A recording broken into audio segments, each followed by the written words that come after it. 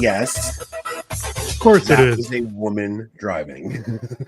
Dang. Unbelievable. Nick is not the guest, guys. Nick is not the guest. I want to just say that off the bat. Nick is not the special guest.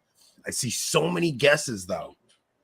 So many guesses. Our guest is coming on a little bit late. Is this our guest or a driver? No, the driver.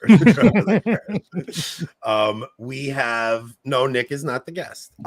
We have a very special guest calling in at about 8:30. Now the reason we're not clickbaiting.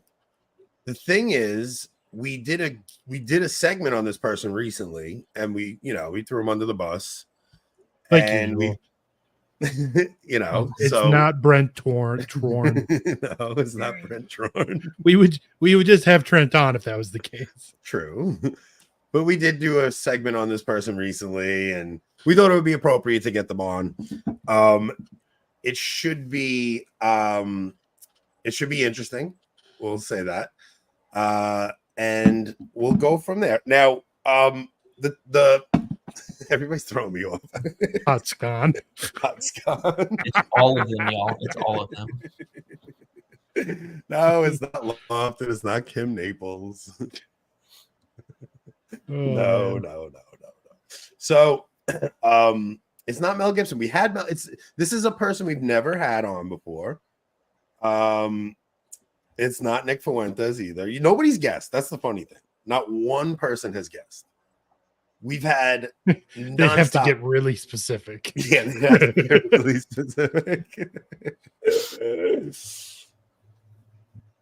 So all right, what should we start with? Should we start with the show title? Because I actually thought whoa. We're gonna directly address the thing we put in the show title immediately. I know that's so unlike us. We usually bury the lead. Well, you know why? Because get better eventually, Because guys, stop guessing. You're gonna ruin it. Stop guessing, everybody. Don't ruin it. So I'm so off. You've derailed everyone. He doesn't need help. All right, you know what I'll do? Guys. I'm gonna tell a story about my son real quick. So my son is class president, and he organized this thing called Senior Assassin. And he imagine that, an Italian kid. Senior Assassin. No, so what they do is I don't know if I think they do this in other places too, but there's an app that they use and everything. So there's 200 kids, they pair up in teams, and they all pay $20 a piece. So there's about $4,000 in there. And guys, stop guessing. So there's about $4,000 in the pot, and they go off in teams, and they have to shoot the other team with water guns. Okay, so they can't do it on school property. So my son's been waking up at 3 a.m. and scoping out his target, waiting outside the kid's house before he goes to school. When was the last time you woke up at 3 a.m. to do homework? Right, exactly. Right. So he got his target. So his target's down this week. Now the people that had him, they came to his work. So as he's about to walk out of work, they're there waiting to get him. His teammate rolls up in a car and blasts the people that were there to catch my son. So they got their own. There's just straight up drive-by shootings going on. Drive-by shoot, dude. It is the coolest freaking thing. I'm like, I'm every day I come home, I'm like, so what's Hopefully going on? they made Who's the up? smart Who's up? Who's decision up? and didn't have a woman drive for the drive-up shooting. So this thing lasts like 6 or 7 weeks because it starts off with 200 teams. It's like it starts off with 200 teams, and every week it downs 50%. So it goes down to 100, then 50, and so on. It takes How like many 6 people or are in 7 the weeks. teams? 2 people per team. There's Okay. 200 kids. There's 100. So it starts at 100 teams. Okay. Every week it So goes how down. How big is your son's class? I think like even my graduating class was like 1,400 kids, man. Yeah, I had a big school. That's crazy. Mine was 250. I think mine was 75. Something like that. You guys are in small town America. Yeah, so at 8:30 Eastern, so in about 20 minutes, our special guest is going to be coming on. You know what it is? It's like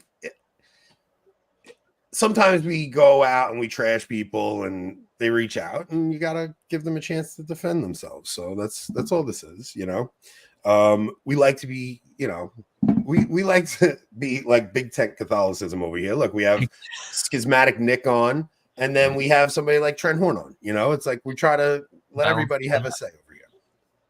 Yeah. Wait, I'm curious. How many kids though? So how many kids are left?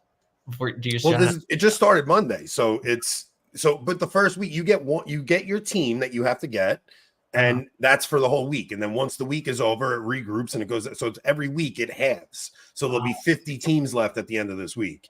But somebody said Catholic Orca. I think I want to do a stream with all of those young kids. No, not all. I do. I want to get Zoomer Pope-splainers. I want to get all the Zoomer Pope-splainers on and talk to them. I want to get Pine Sap on, Catholic Orca. Pine Sap seems. Sometimes he seems okay and pretty cool. Sometimes. Who? Pine Sap. For the most part, he's pretty good. I like him. Here's what you do, Anthony. This would be an actually epic show. Have a bunch of Zoomers like that on, but then bring on like all of the actual theologians they criticize. Well, I'll bring you on. You could come on too. No, get like the proper theologians on. Get like the heady guys on. Kwasniewski, there's just so many. They were trashing not too long ago. Father Thomas Crean, right, Dominican from England, right? Feather, Dr. Ed Feather and stuff like this. So get like those three and then pit them against the Zoomers and be like, all right, so these guys have multiple doctorate degrees, multiple published theses, and you criticize them on Twitter. Go. Is Pope Francis based? Debate, set, match. The Zoomers will just sit there like, how do I use a meme in this format? Exactly. They'll meme their way out of things. I want to talk to them and just get a I want to understand the younger generation. I don't want to be that guy that's I think it's like a really niche like part of my generation, because I found that generally speaking, like this crowd of guys, it's like the Catholic wing of like the incel singles dude disgruntled at the world group. So it's like really niche. It's not really like all Zoomers. Most Catholic Zoomers I find, like if they actually are practicing, they're probably like more tratty than not. But it's like this niche people. Well, the thing is, this kind of would lead into the AP article. Yeah. Mm-hmm. You want to just discuss the AP article? Well, we only have 20. We don't. I think that one's going to. Yeah, I think that's going to take a long time. Let's do the Jordan Peterson thing, because that's a pretty quick thing. So let's pop up the Jordan Peterson thing. There's two clips you sent me. The shorter one is the one from the show title, and then the second one I thought was just interesting, and I thought it'd be something that would lead to a good discussion. Okay, so you want me to start with that shorter one? Yeah, start with the shorter one. The secret guest is not Obama. Oh, darn it. This call that you saw in Acts, which is Christ's insistence that those he leaves behind will do works greater than his. This is also where I see the insipid element of Protestantism in particular, although not only Protestantism, that says, well, all you have. He actually used the word. I didn't know if you came up with that word. I was like, wow, no, I took it. I took it right from him. Back up a little bit. Yeah, I'll back up a little bit. Let's go back to that. The element of Protestantism in particular, those he leaves behind will do works greater than his. This is also where I see the insipid element of Protestantism in particular, although not only Protestantism, that says, well, all you have to do is say, Lord, Lord, and you'll be saved, right? All you have to do is claim belief in the Christ who's already redeemed us. And then, now you're in the kingdom of heaven. And that isn't what the biblical text indicates. It indicates that those who are left in the aftermath of the resurrection will be called upon to do greater things than Christ himself, which is a hell of a call given the nature of his sacrifice, right? This is no joke. And what we're called upon to do is to participate in that process, right? Fully, or else, like, and seriously, or else. And I can feel, everybody can feel that nipping at the edges, including people like Richard Dawkins. Yeah, so I clipped it there. I just thought that was so interesting because he's basically jumping on what we've been discussing a lot on the show lately, which is that nonsense faith alone thing, right? It's like there's so much about people that think faith alone, and they also have to believe once saved, always saved. There's something so connected there, because the idea of losing yourself, like, I want to start posting, like, I think a lot of, well, because I think all men are struggling with filthy crap on the internet, but I think this whole idea of once saved, always saved comes down to that, like, none of them think they'll lose their faith if they're looking at filth. And it's like, you will lose your soul if you continue down this road. And not just that, you'll lose your faith. I mean, I know a lot of people that, I mean, I know we've talked about this before, but we were going to talk about it in the local segment. Look at Kanye. Yeah. Yeah. And that's actually really specific getting into it, right? Like, Kanye has said in the past that looking at Playboy when he was young, he found like his father's Playboy when he was young, and every decision he made from that point on was affected by this incident from when he was a kid. So then he goes on to this whole, like, arc of conversion and Jesus is King music and all this stuff. And now when all of a sudden he's starting to talk like, I am God. And he's saying he's done with his religious arc. And now he's even talking about starting a porn company. Now, Patrick Coffin said he thinks that's just a publicity stunt, and it's very possible, but he's not actually going to do that. But Nick, you had some thoughts on that though, right?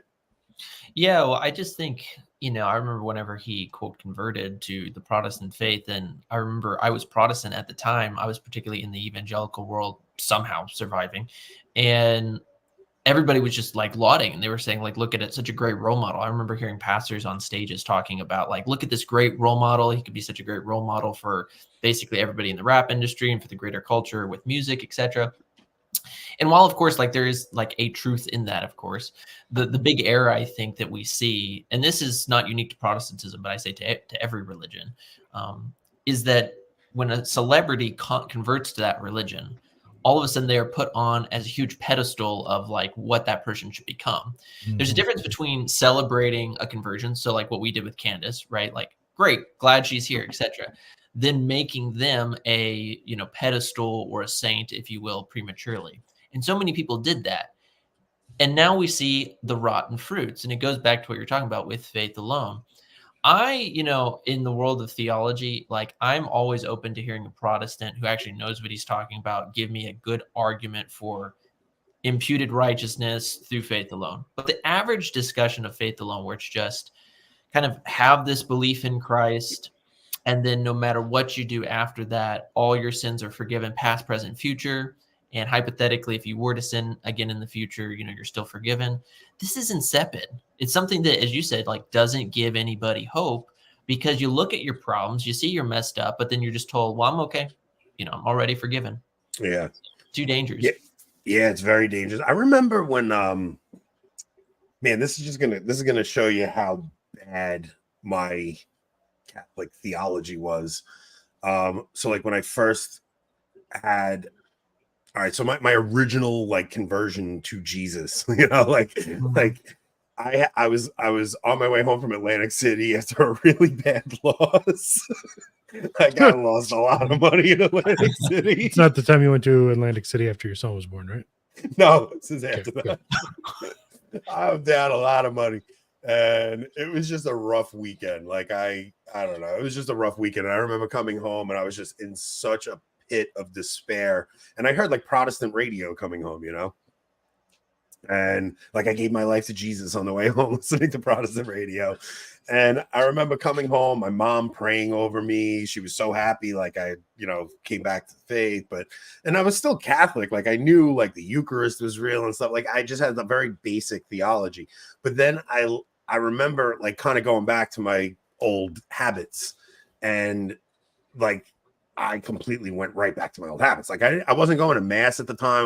I was just listening to things on the radio and things like that. And I remember going to my mom and being like, I don't know, like, I gave my life to Jesus, but like, can you lose your salvation? My mom didn't know how to answer that.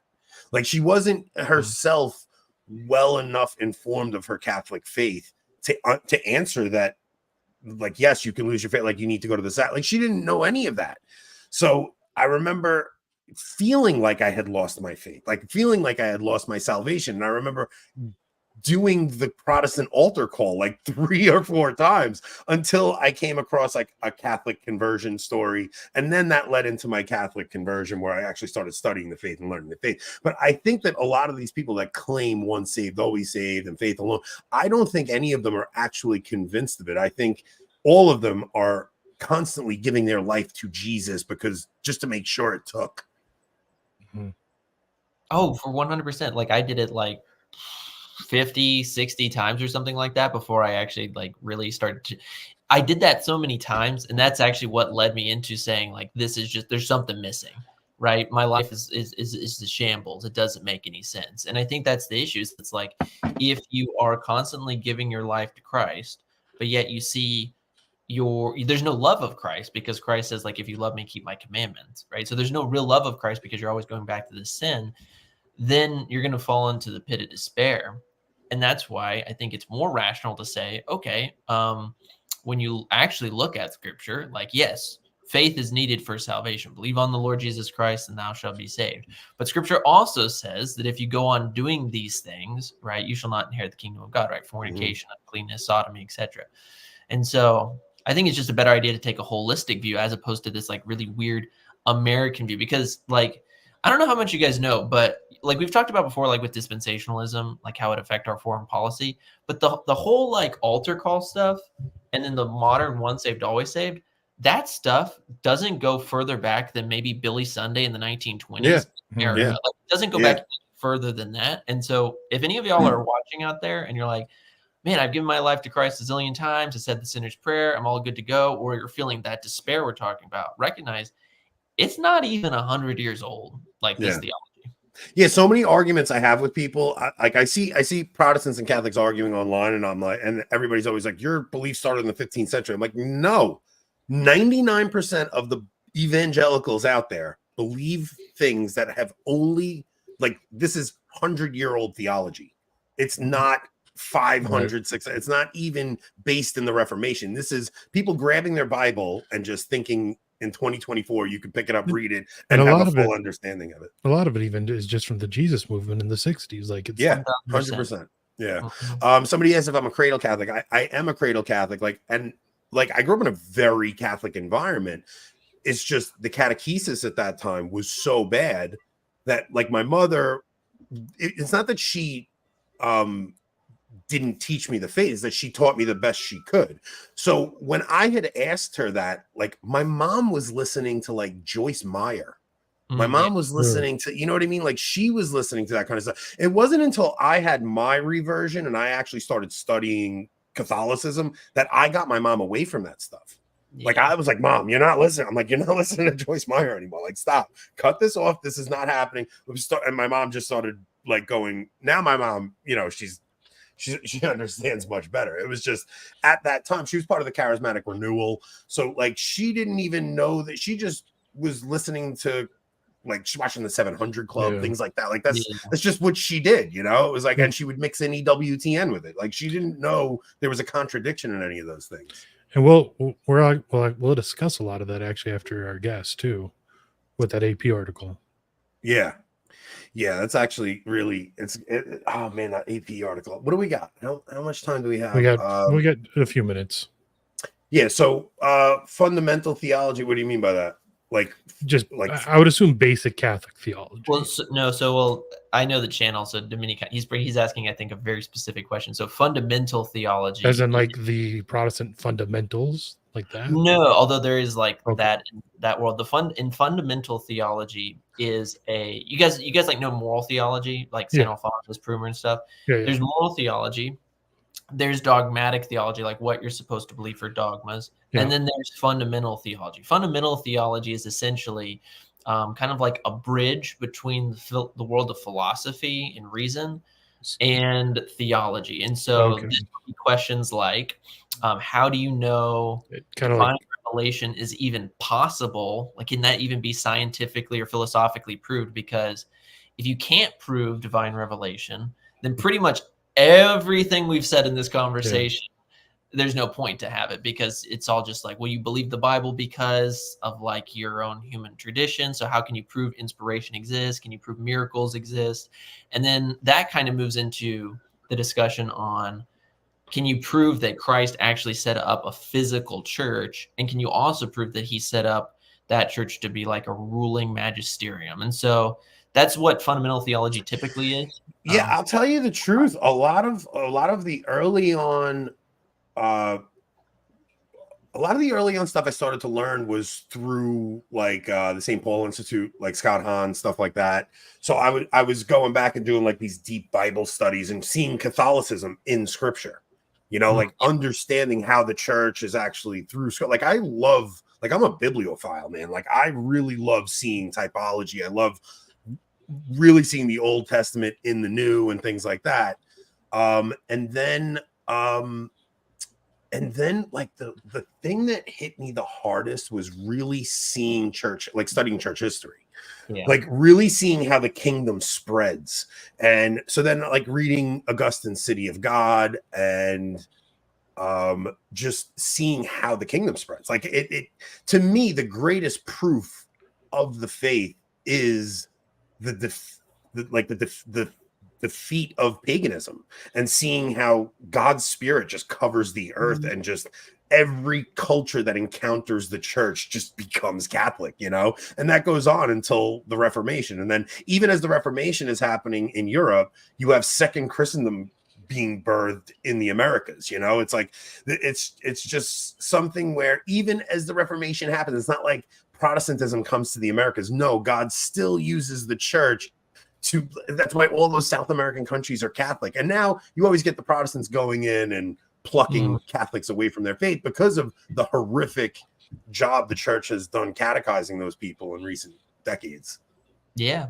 Also just the reality that it's like, I mean, if you look at, I mean, I was reading today in my own kind of private studies, like if you look at, you know, whether that's Catholic Spain in the 1950s, Catholic Italy, Ecuador, you know, all these different nations, you know, they enshrined, you know, they were given missionaries, and they were saved. Special guest is in 7 minutes. Settle down.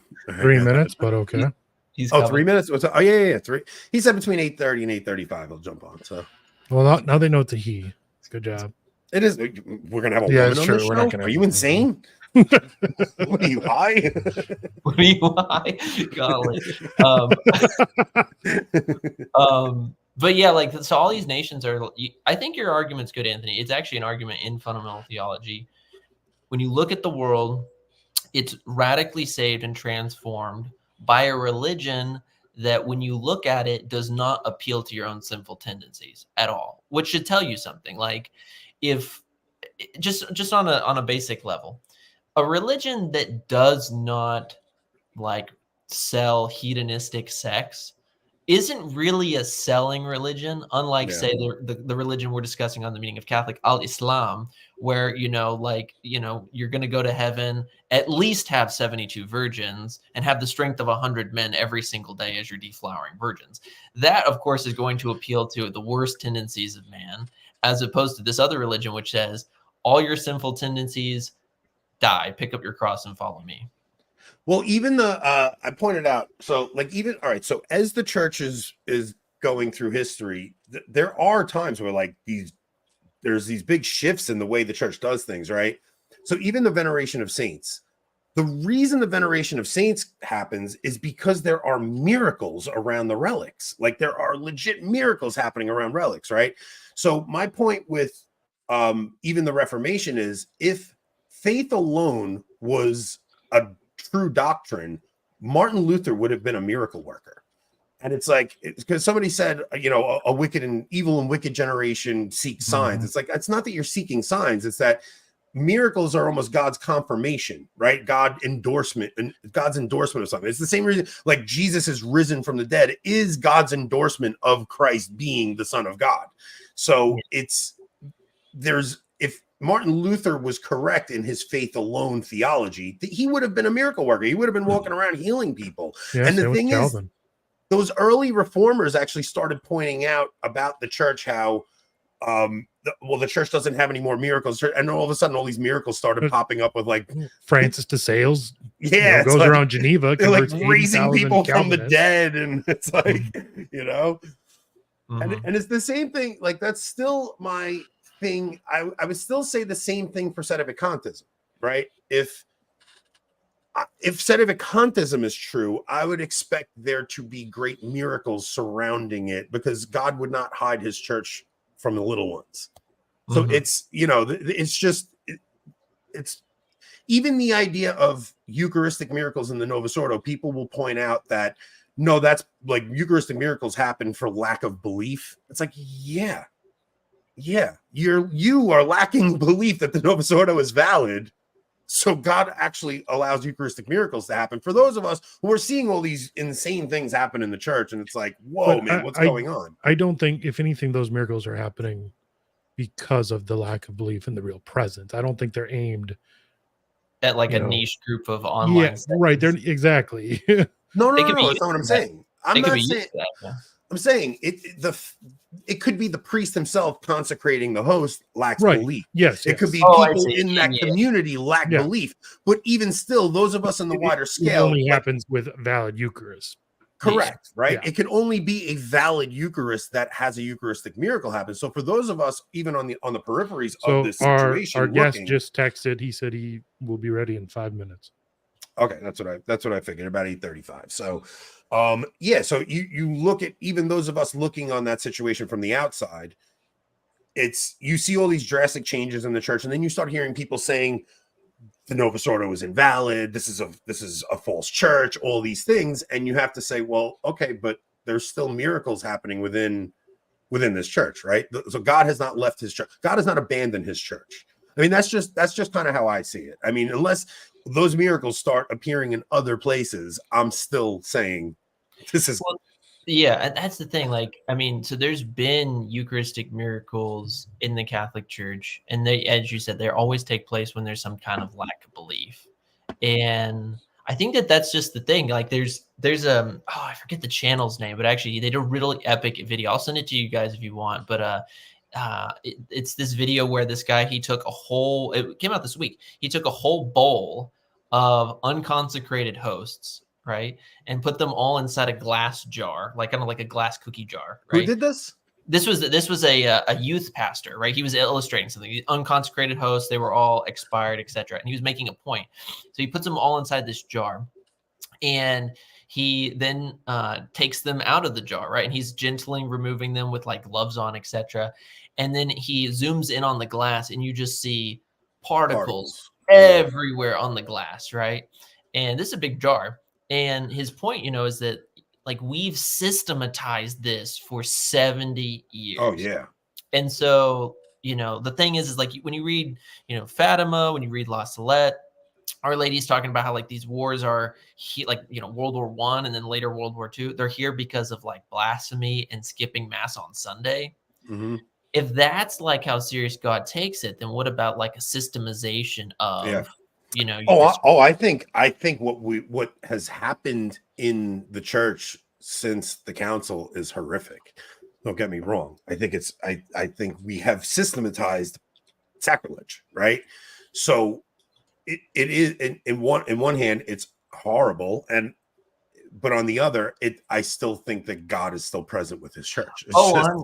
you know what I mean? Like, I believe that 100%. Like if you look through church, through even the people of the old covenant, like look at how far they fell from God during those periods, and God, they were still the people of God.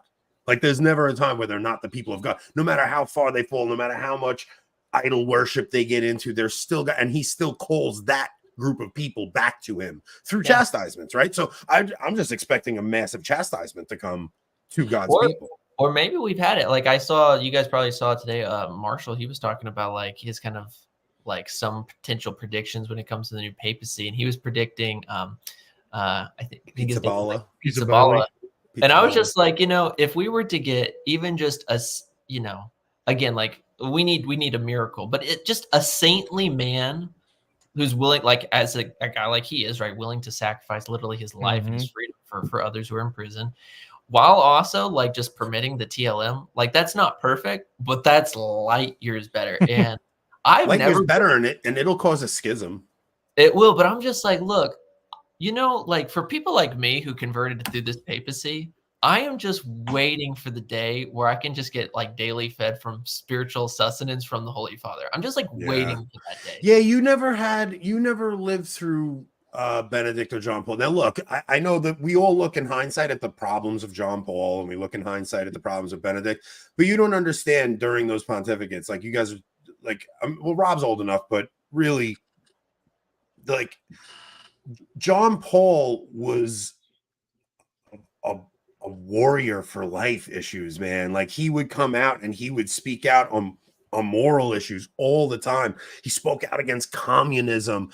Benedict, even the Regensburg address, or the I don't know how to pronounce it, but the Regensburg address, Regensburg, like coming out and just talking about Islam, and he's like, the only thing Islam brought was the sword. You know, we should actually do a show on that address, because I heard Tim Gordon talking to George Farmer about it, and like just lightly going over it, but it seems like something, like I haven't read it in years, and it seems like an address that would be worth going over, just because it's so packed with talking about how we have lost our Christian identity, and we don't know what it means. Like we're just so desensitized to everything at this point. And there's this whole discussion going on online right now about cradle Catholics and converts, right? Like some cradle Catholic woman put up a tweet saying like, I'm so sick of the converts trying to tell us cradle Catholics. She pulled a you, except did it way better than you do. Yeah, well, I would never go as ruthless as she was like,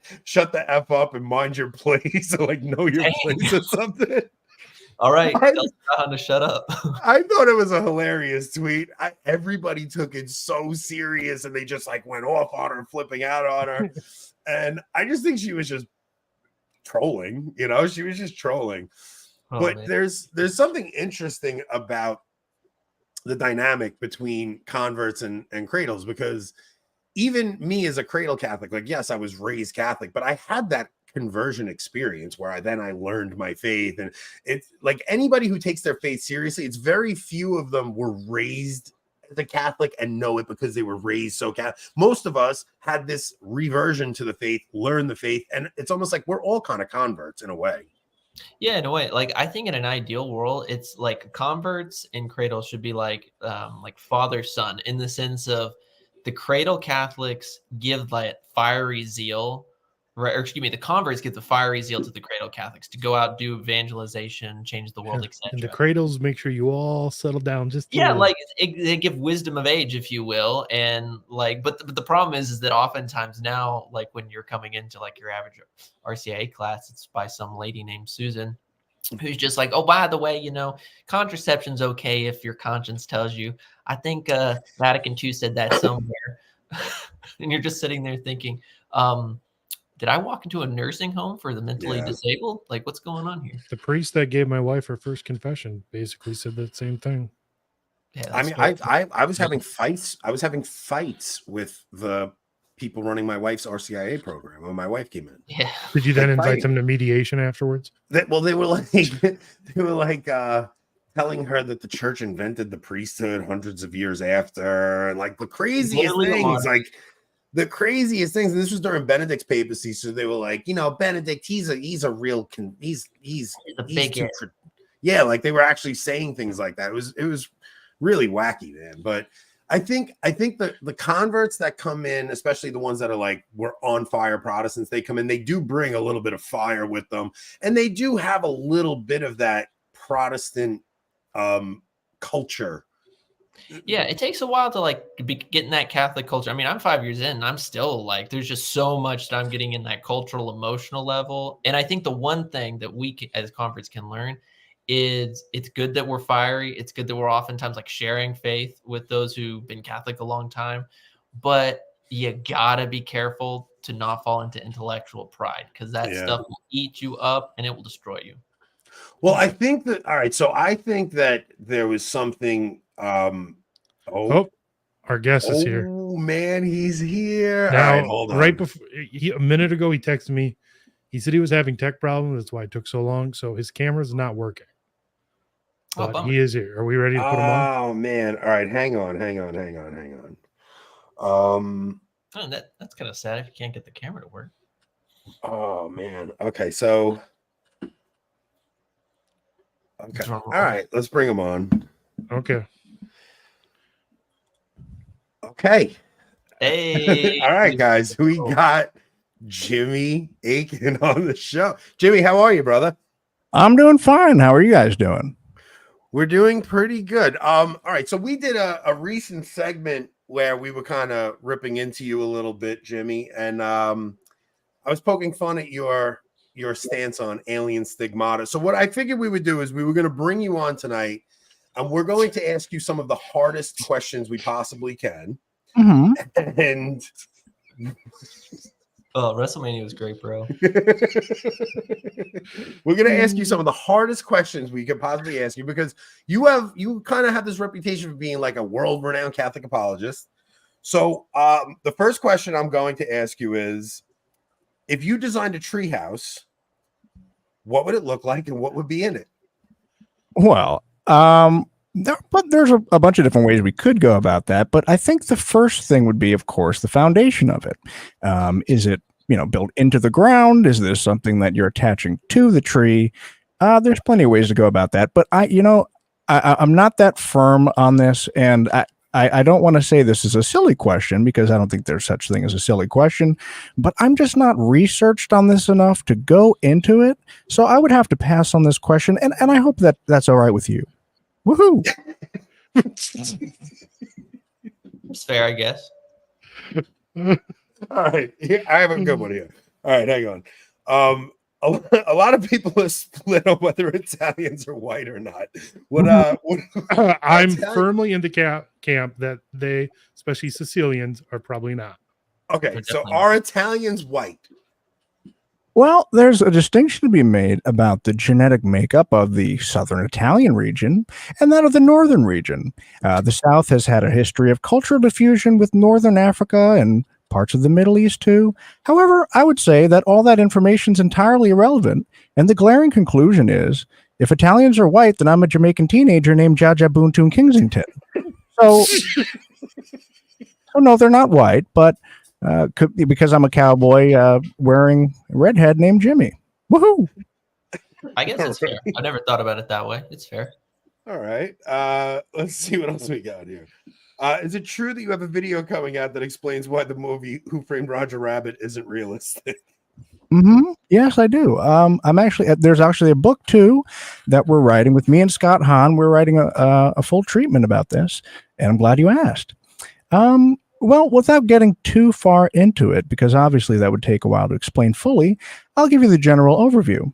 So the concept of cartoons coexisting in the same physical realm as human beings is entirely acceptable, given there's a good enough cartoonist. However, the realism stops when the film infers a cartoon rabbit, in this case Roger Rabbit, would be attracted to a cartoon humanoid, Jessica Rabbit. Her surname, of course, indicates she's been married to Roger, and the concept is pure fantasy, and that could never actually occur in real life. Since every creature was created with its reproduction being guided by the attraction to its own species, however, it is conceivable, and this is important, that through some perversion and distortion of his sexuality, Roger may have been reprogrammed to abandon this inclination to procreate in an appeal to his now warped outgroup preferences. differences. Well, if you're saying to yourself, well, doesn't that apply to Jessica Rabbit too? Well, that's a good question. She did decide to wed an animal. Well, keep in mind, she's a cartoon woman, and just like human women, they would have no problem with bestiality or any other moral degeneration without the leadership of a man. So she probably just has some standard daddy issues. But anyway, the real mystery is not who framed Roger Rabbit, but who is responsible for the misalignment of the inherent call to sow a seed and put forth a new generation of animated fauna. And I'll get to the bottom of that in my upcoming video. Hope that wasn't too long for you, and hope that helped. That's actually pretty cool. I've never thought about it that way. I have a question. I have a question for you. So, Sure. my father's a pilot, right? And he flies all over the place. And I was curious, if you were to go from Dallas to Memphis, let's just say hypothetically, and you're going 400 miles an hour, how many rounds of golf could an airman get in that allotted time, do you think?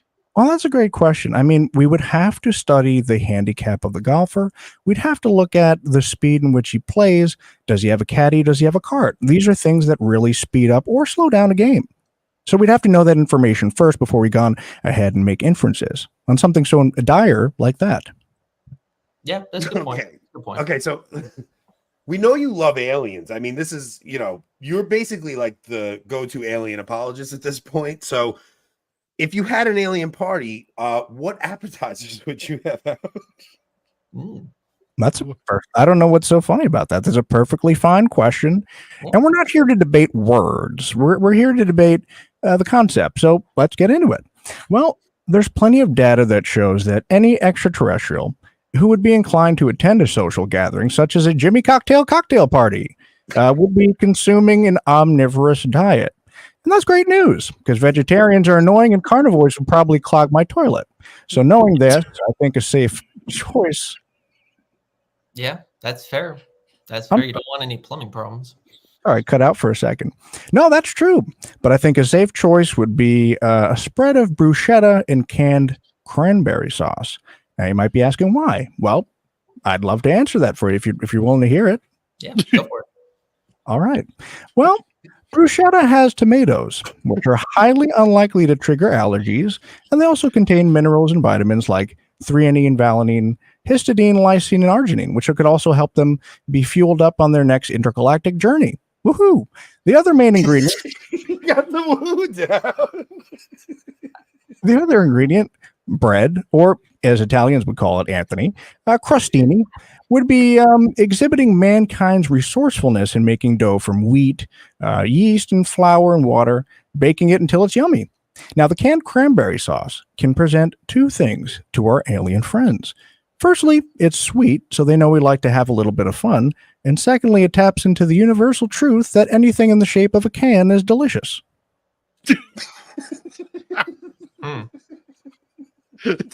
Interesting. Yeah. I have a question for you, Jimmy. Okay, go ahead. Mm-hmm. Yeah. Sure.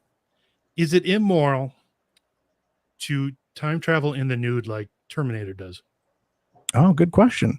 I've been thinking about that recently over a pipe I was smoking the other day. It's just coincidence that you brought that up. Well, I mean, if I was personally if I was a Terminator, I wouldn't do it. I wouldn't travel through space or time without an all-white outfit complete with a cowboy hat, or at least a purple shirt and 3 cans of club soda. But that's just me. Woohoo! When it comes to robots or any cybernetic organisms that do not have cultural standards of decency, we can't expect a Terminator to do much other than hunt down Sarah Connor. Or if he's been sent by John Connor from the future, we could expect him to protect Sarah Connor from the liquid Terminator, the dreaded T-1000, played by Robert Patrick. But they have no... there's nothing holding them back from being naked. But I would say if you are time traveling at a different planet or a different time, please be sure to look up the rules of decency in that area. And there could be children around. So that's not something we want to do. Yeah, that could get a little sketch. Jimmy, I can't, I feel kind of bad that because I ripped into you the other day and I was, I didn't realize how much thought you actually put into these topics. I mean, this is what are you even talking about? Take that down. That's crazy. Legal purposes. Oh, stop it! This is, to me, I ripped into you pretty hard the other day, and it's Mhm. I feel bad now because I see you put a lot of thought into these things, and I would like to. I can see now why you are the top Catholic apologist. I mean, you're so well versed in all these topics. It's pretty amazing. I appreciate that. And, it's that's what content kind of does. It kind of pushes us to have an opinion over somebody or maybe make a quick judgment, a snap to judgment. But I accept your apology. And considering the fact that you're just an Italian swarthy mongoloid, I did not take it personally. No, it's fair. I have a question. So someone had brought up a very, I think, like rigorous question in the chat, but they were asking, like, what is your opinion on the discussion or on the subject of co-sleeping? Oh, I'd be curious about that myself. Yeah, so co-sleeping, if you're not sure what that is, co-sleeping is having your children sleep in bed with you beyond the breastfeeding phase. So, like, some people like to have their children sleep in bed with them until they're 12. I'm a little bit against that. That's all. well, I think that despite what there's a lot of heated debate on this, but what I would say is it is absolutely warranted to end a friendship if somebody doesn't agree with your co-sleeping. If they don't co-sign your co-sleep, you might want to get them out of your life. Woo! Done. Yeah. There you go. I mean, yeah. Thanks, Jimmy. Put it to good use, I guess. Toodaloo. Toodaloo. Yeah. All right. Does anybody have any questions for Mr. Jimmy Fakin? Yeah, If we have any questions in the chat? I mean, I do have one or two more. Do you think AI is evil, Jimmy? Evil? Well, I think the real question would be, can AI be used for good? And if so, would it be at any cost to our current paradigm of mainly human-based labor and creative output? And the quick answer is it's fine as long as nobody tries to, let's say, impersonate my likeness to say silly things. Yeah. That would really bother me. Is Bigfoot a human, an ape, an alien, or a demon? And if we shoot him, is it murder or is it just hunting? Well, I mean, it's not a human. It is not endowed with the gifts that we are given as creations of God in a particular unique manner. But the scholastic theologians condemn the affliction of needless suffering on animals. So I would like to remind you on that before you start hunting these things, chiefly because the injurious effects of the character of the perpetrator. Thus, St. Thomas in his Summa Contra Gentiles, after refuting the error that it's not lawful to take the lives of brutes, explains the import above mentioned texts of Scripture. He says that these prohibitions are issued either lest anyone by exercising cruelty towards brutes may become cruel also towards men, or because an injury to brutes may result in a loss to the owner, or on account of some symbolic signification. But none of this, however, applies to the Loch Ness Monster. So you can go ahead and shoot that sucker. Woohoo! Yeah. I can confirm. Like, I do remember that. Loch Ness Monster is a mindless beast. Yeah. Well, Jimmy, I have to say, man, you have completely changed my mind. I take back every bad thing I've ever said about you. I've teased you a lot, but you clearly are a man of deep thought, and I really I think you're my new favorite apologist. Now, there's a rumor that you will be debating Gavin Ortland on this channel very soon. Is there any truth to that rumor? I would be happy to do that anytime, any place. Got my hat, my cowboy hat, and these holsters aren't filled with pistols, but they're filled with ready-to-fire apologetics. Okay. Yeah. How do you plan to battle his allegations of accretions? Oh, well, there's plenty of ways to battle accretions with, and all sorts of things like that, of course. I've got a wide repertoire, and don't sleep on Jimmy just because I need 4 or 5 club sodas on my table when I debate somebody. He really does that. I mean, I don't Did you see this? Did you see this photo, Anthony? No, he really does that. He puts 5 cans of soda on his table. I mean, when a guy gets thirsty, he gets thirsty, so I don't blame him. Yeah, and the latest part, which, you took out a couple of quotes where I was talking about Bigfoot or whatever. But you didn't notice that I did address the hydration issue, where I like to drink at least 12 ounces of fluid every hour. And like, that's just what Jimmy likes to do. Yeah. Man, What is your like bathroom schedule? I guess if you're having to drink much. Oh, it's pretty insane. Yeah, I can imagine. That's a lot of Niagara Falling, I guess. Absolutely. That's a great song by Tom Petty, too. Oh yeah. Well, Jimmy, I can't thank you enough for coming on with us, man. This was an honor. You know, we started this show about 2 years ago, and I never thought I would have a chance to talk to guys like Jimmy Akin. I mean, this is unbelievable for a guy like me. I'm just a construction worker from New York. We've gotten a chance to talk to a lot of different. I mean, we've had Mel Gibson on, but you know, we now have had Jimmy Akin on, which is like, yeah, You know, it doesn't get much higher than this. Well, I appreciate that very much. And I would say that you're doing great work. And if you are doing apologetics and representing the faith properly, which I would assume that you are, well, you know, to quote Martin Luther, the one good thing he did say was God makes straight lines from crooked sticks. And you are, in fact, a crooked stick. I think we can confirm that with Anthony. Yeah. It's a fair criticism. Anthony is a crooked stick. All right. Well, Jimmy, I will Better probably than swarthy mongoloid. I am a swarthy mongoloid. You can be both. Oh, man. You can. Yeah, that's fair.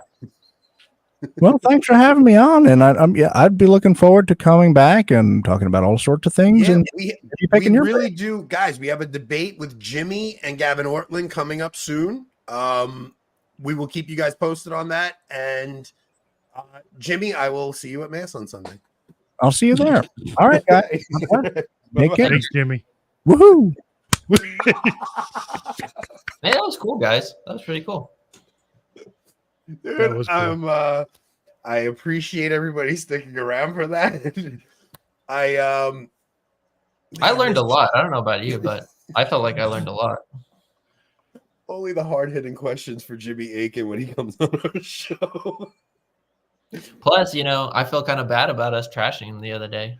So he was very well reasoned. Very well. I mean, look, the guy clearly researches these topics, and he doesn't. It was Don. No, that was not Joe. It was Joe. It was not Joe or Don. I haven't heard Joe talk that much the entire time I've known him. No. Yeah, listen. If you guys don't know what you're tuning into when you tune into our show, I hate to break it to you. And like we've talked about with like Christian Mario, like guys will understand this better than women, but like when people do this sort of stuff, like the impressions and stuff, it is a form of flattery. It really is. Oh, 100%. I hope Jimmy Akin sees that clip. Yeah. I mean, we're gonna chop that up. We're gonna send it to him. We're gonna. If that clip doesn't go, you know, Catholic viral, I'm not saying viral, but Catholic viral, you know, like that clip should go Catholic viral. This must be a guy thing. It definitely is a guy thing. Like it 100% is. Well, I don't think girls can take like, you know, kind of like joshing character remarks. No one is more brutal to Anthony than I am. And he's my best friend. That's fair. You know, like it's just it's a guy thing. When they call me a swarthy Italian Mongoloid. Yeah. Oh my goodness. We do have Jimmy returning though to debate Gavin Ortland. That actually is pretty epic. And I would tell Devin Brandalek, no, I don't think Trump's White House secretary was weirded out by your Trump impersonation. She was probably weirded out by you. So. I know a few people that do a good fake Trump. Yeah, it was not a Mark impression. It's not a Mark. That was not Mark. No, I said Mark really only does do Obama. Yes, Mark's got a good Obama. That's about all that's the only impression he does good. All right, so where we go from here? Should we get into the article? Yeah, I don't know if I'm in. Yeah, I don't know if I'm ready to be serious. No, we could go into serious. I was 100% serious during that interview. You were You were the straight man. Thank you for that. I couldn't keep it together. Usually, yeah, that's my job, but there's no way. He had some funny lines in there, man. Oh my gosh. That stupid Roger Rabbit thing. Like, are you kidding me? He had 5 minutes of that. He had a thesis on Roger Rabbit. Like, I thought it was a throwaway question. This guy went on. He gave us his thesis. He warned me about that. He's like, this one might be longer than what you're prepared for. No, let's play the other Peterson clip. Yeah. What subject is that one on? If it's not about the insipid Protestants, It's about how reality reveals itself to us, which Okay. I've really, I mean, Ooh. this is kind of like what we've been talking about a lot on the show, and just especially when it comes to like propaganda and stuff like that. Like, the way reality unfolds to us is through a story, and he kind of puts it into something. He puts it in better words than I ever could. So, Oh, yeah, there was a third one, which is what did the postmodernists bring to the table? Let's start with that. Well, here's one thing they got right. We see the world through a story. That's true. That's revolutionary, that truth. Right? And I think the science now points extremely strongly in that direction. The AI systems are trained in accordance with that notion. All the great psychologists of perception that I've studied and talked to have concluded the same thing. We see the world through a story. The description of the structure that we see the world through is a story, and we have to weight our perceptions. That goes back to that collective unconscious idea that we started with, is that we see the literal things we see. Our perceptions themselves are a function of that weighting process. They're a consequence of a narrative process. And so the postmodernists got that right. you can pause it, Rob. And that's why we have a to touch culture on that war real in quick. part. So, like, part of the reason Christianity hits so hard is because you become part of a universal story, a story that stretches back to the beginning of human history, right? And you even, dude, I've been watching this documentary on Dante, and it's really good because PBS documentaries. It's a good documentary. But what Dante did was brought the Christian story in uniformity with the Greek myths, right? So you go into purgatory and you see like the heroes of the Greek myths and stuff, and he kind of made them into a universal story where it goes from the beginning of time to now and stuff. And this is why I've been jumping on the evolution thing so much. Or we should have talked to Jimmy about evolution. Darn it. So, but the whole point of evolution is to give you an alternative story to the story that God gave us. And the reason Christianity is so important is because we then become part of a story, and we are in the story. And the way we live out that story is through liturgy, right? That's how we embody the story. And we actually, every mass we go to, we're actually living through the birth, death, resurrection of Christ, and we're embodying that story. And that's how you make that story concrete in your own life. And it's just, it's funny how he's not funny, like it's how this whole understanding of just even the whole thing that happened during COVID and the story they were pitching us, like everything we perceive is through a story. And that's why it's so important that you keep the right story going in your head. Yeah. I mean, that's why sometimes you hear on the news and commentators will say, like, they're giving a false narrative. That they use that term narrative a lot. And that's exactly what it is. Like, we're all in some form of story. The question is are we actually like submitting to the objective reality? So it's like, you think about it, a lot of people who, are part of the rainbow movement, it's like 25% of my generation, right, is involved in the rainbow movement. Their whole story that, is being fed to them, as well as their own tendencies, is, you are in either like a wrong body, or you need to change, what you need to do for yourself to feel fulfilled, etc., in order to, thrive. You're the main character. But the truly humbling reality of Christianity is that you are an actor, if you will. You are a side person in God's unveiling story. And that's so like wounding to our pride, especially as Americans, where it's like we have our own story that we're writing for ourselves. Yeah. But that's the whole point. And so if you're going to fall down the evolutionary bandwidth of your story begins as basically a pool of mud and like random chance occurring, and then you have no final fulfillment or no final end in your life, that's totally unsatisfying. And we all know it's unsatisfying. Like why do we all have these desires to be fully known and fully loved, and we know no human being can do that? Why do we have these desires if they can't ever be fulfilled? Yeah, that's C.S. Lewis talks about that, right? Like you have this desire that like you can't desire something that doesn't exist, right? Like that would be weird. Yeah, to exactly. desire something that doesn't exist, but every one of us have that desire deep in us. We talked about even when it was just me and you, and we talked about the Rogan interview. Man, what was the point I was going to make? I just lost my train of thought. Oh no, I'm so bad. Yeah, I don't know where I was going with that. There was something in the Rogan interview that me and you talked about, but I forget. Well, we were talking about like Rogan was being challenged by with evolution. Yeah. So like you see from his starting point of evolution how it just automatically goes to humanity is insignificant, you know? Yeah. Because and that's the story he's fed. And he looks like, and the way he describes man, and like there's a truth in what he says, but in the way he describes man, people go back and watch that clip on our episode. He's like, yeah, we're like this deformed, evolved, beastly creature that's like murderous and lustful, if you will, on this flying disc. And you know what? There is a lot of truth to that in the sense that, like, yeah, we do have fallen tendencies that are very wounded.